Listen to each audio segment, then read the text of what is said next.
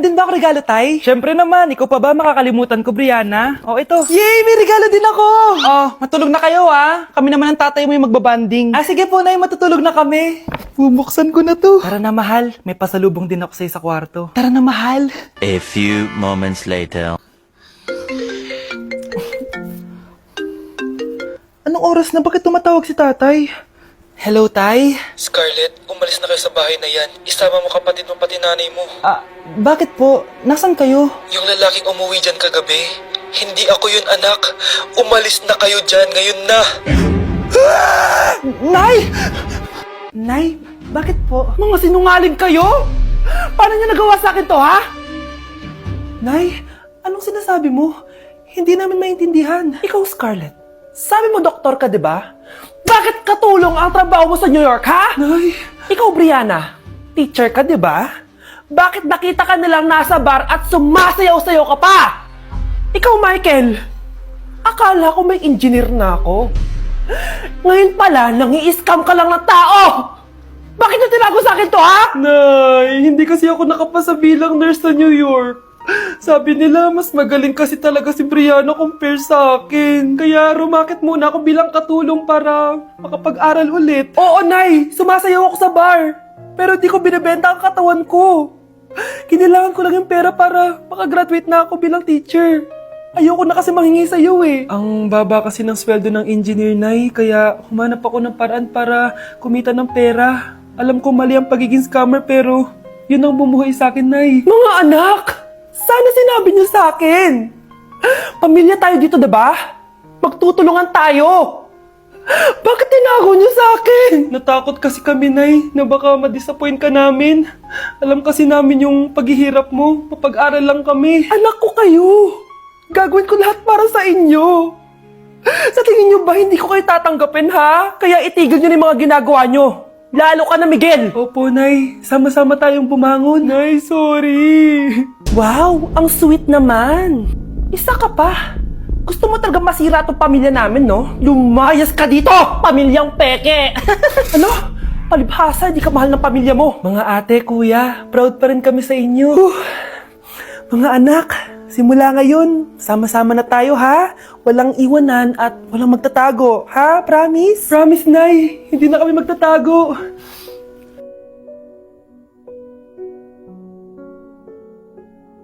Kyle, anak, uuwi yung mga kapatid mo. Talaga, Nay? Tagal kong hinintay ito. Grabe, akala ko nakalimutan na nila tayo kasi successful na sila eh. Miss ko na sila. Tagal na din nung last na pumunta sila dito. O sige na, anak, hintayin mo sila sa labas, ha? Maghahanda lang ako na kakainin natin mamaya. Uy, Kyle, balita ko, uuwi yung mga kapatid mo, opo, tita. Paano niyo po nalaman? Basta, siguro proud yung nanay mo kasi successful yung mga anak niya, no? Oo naman, tita. Nagbunga lahat ng paghihirap ni nanay sa kanila. Deserve niyo yan. Malapit nyo nang malaman ng totoo lang sikretong hindi nabubunyag. Pasok na po ako, tita. Sige. Hello, Nay! Nandito na yung anak mong doktor, all the way from New York! Hi, Nay! Nandito na yung anak mong teacher, all the way from Central Elementary School! Hello, Nay! Nandito na yung anak mong engineer!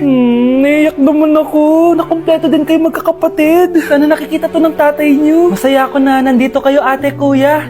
Sana maging successful din ako na kagaya niyo. O siya na, kumain na kayo, ha? Galing pa kayo sa malalayo, eh. Wow naman, Mare! Bigatin na yung mga anak mo! Saya-saya! Oo naman, Mare. Ilang taon din akong kumayod para mapagtapos lang sila.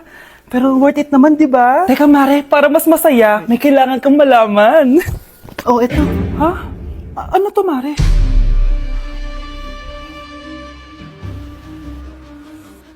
Nay, bakit po? Mga sinungaling kayo?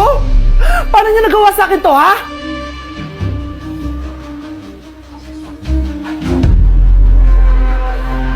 Wow! Gising na siya! Ang pala mo nandito sa bahay! Nay, wag ganyan please. Alam mo, bilib din ako sa'yo eh. Wala na nga tayong makain, nagpabuntis ka pa. Buti pa yung anak ni Rosa, pag-aaral ay natupag. Nakakawalang gana! Yan, umalis ka! Diyan ka magaling! Kasalanan mo to! Sinira mo yung future ko! Ate, please, tigilan mo yan. Walang kasalanan yung bata. Hindi! Dahil dito, galit sa akin si nanay. Kaya dapat mawala na to! Ate, wag! Ate! Anak, kain ka na oh. Nay? Sorry anak ha sa mga sinabi ko. Hayaan mo, babawi ako sa'yo ha. Thank you, Nay. Nay, sumasakit tiyan ko. Nay. Oo, yung pinag-usapan natin ha. Hihintayin ko lang mga anak tong babaeng to. Pag nabigay ko na yung bata, ibigay mo na agad yung pera sa akin ha. Palak ibenta ni nanay yung anak ko. O anak, okay ka lang? Walang hiya ka, Nay!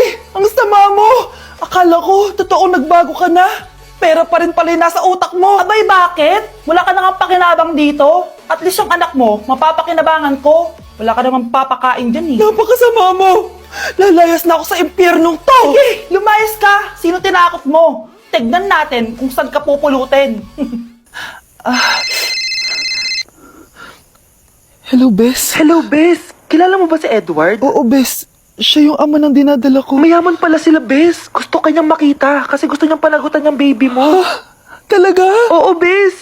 Ito na yun, Bes. Bes, hindi mo na kailangan magtiis na nanay mo.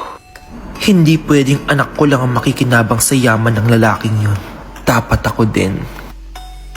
Anak, magpagaling ka lang ha. Nay, ayoko na dito sa ospital. Ang daming may sakit. Kailangan mo nang gumaling, Scarlett. Para makapag-date na tayo ulit. Oo, babe. Magpapagaling ako. Hello. Kamusta na po siya? Doc. Okay naman po siya. Pwede na po ba kami lumabas ng hospital? May bad news ako sa inyo. Nay, bad news daw. Hindi naging maganda yung mga resulta ni Scarlett. 3 araw na lang siyang mabubuhay. Hindi pwede. Ayoko! Ha? Mamamatay na ako? Huwag mo sabihin yun, Scarlett. Magpapakasal pa tayo, di ba? Magkakaanak pa tayo, di ba? Hindi ka mamamatay, anak. Gagawan ko ng paraan. Hindi pwede mamatay anak ko. Hindi pwede mamatay anak ko. Tita, una na po muna ako. Gabi na rin po eh. Sige po. Wala na akong choice. Kailangan kong gawin to. Para sa'yo, anak. O anak, kainin mo muna to para gumaling ka na. Sige po, Nay. Sarap. Kain ka lang, anak, ha? Hello. Kamusta siya? Doc, parang lumakas ako ngayon. Talaga, anak? Malakas ka na? May good news ako sa inyo. Naging okay lahat ng results ni Scarlett. Grabe, parang himala. Pwede na kayong lumabas dito sa ospital. Makakalabas na tayo ng ospital, Nay! Oo, anak! Gagawin ko lahat para sa'yo, anak. Sa wakas, nakauwi na din tayo, Nay. Namiss ko tong bahay natin. At dahil dyan, pagluluto kita ng paborito mong ulam, anak, para di ka na magkasakit. Grabe, ang sarap naman neto, Nay. Parang kakaiba yung karne neto, pero ang sarap. Kain ka lang, ha? Teka, Nay. Dumating po ba yung boyfriend ko? Nandito siya, anak. Totoo, Nay? Nasaan siya? Babe? Ayan siya. Kinakain mo.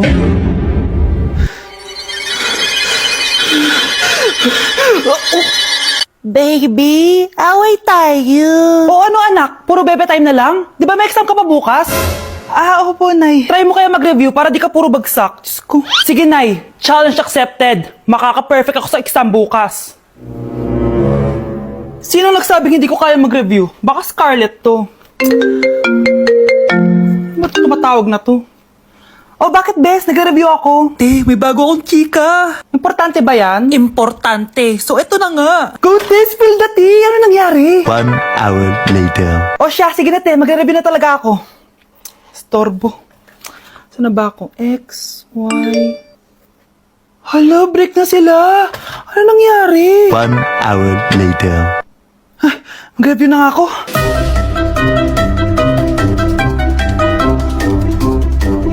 Good morning, anak! Anak, bakit tinitsura mo? Hanay, nag-review ako buong gabi. Akala ko puro numbers lang yung math. Bakit may X and Y? Di bale, anak, gamitin mo tong Radiance Glow Pure Blossom Elixirs ng YOU. Meron tong toner essence at illuminating serum. Ano naman yun, Nay? Ano to? Nakaka-bright, repair, at protecto ng skin. At di lang yun, anak. Nakaka-reduce to ng oiliness at ng skin texture. Suitable to for all skin types, kaya gamitin mo to para fresh ka bago ka mag-exam. Ay, ang fresh nga! Glass skin, no? Super lightweight at super dali lang pala i-apply nito, Nay. Go na, anak! Islay mo na yung exam mo. Good morning, class! Ready na ba kayo mag-exam? Sure nang makaka-perfect ako kasi nag-review ako. First question. Kung 5 ang kinain na pizza ni Maria at 2 ang sapatos ni Cardo, gaano kalayo ang Earth sa black hole?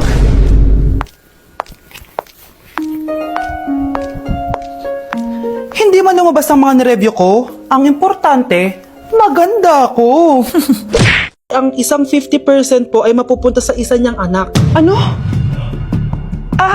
baka yan yung isa naming anak na nawala. Oo, sa amin na lang yan. Ako! Ako ang isa pang anak ni Ramon. Oh, akala ko bang nawawala yung isang anak ni Ramon? Attorney naman, huwag ka maniwala dyan. May sakit kasi sa utak yan. Wala akong sakit, attorney. Maniwala ka, please. Kailangan ko pa ng sapat na ebidensya para maniwala ako sa'yo. Sige na, babalik na lang ako. Ito na ba yung bagong bahay ng anak ko? Ikaw, babae ka? Sinubukan mo pang agawin sa amin ang kayamanan ng tatay mo? Ang sama nyo, tita! Gusto nyo kunin lahat! Well, hindi naman maniniwala sa'yo si attorney dahil wala kang ebidensya. Tao po, attorney po ito. Nandiyan si attorney. Halika dito! Ayan, ikukulong muna kita dito sa bodega hanggat hindi ko pa nakukuha mga kayamanan.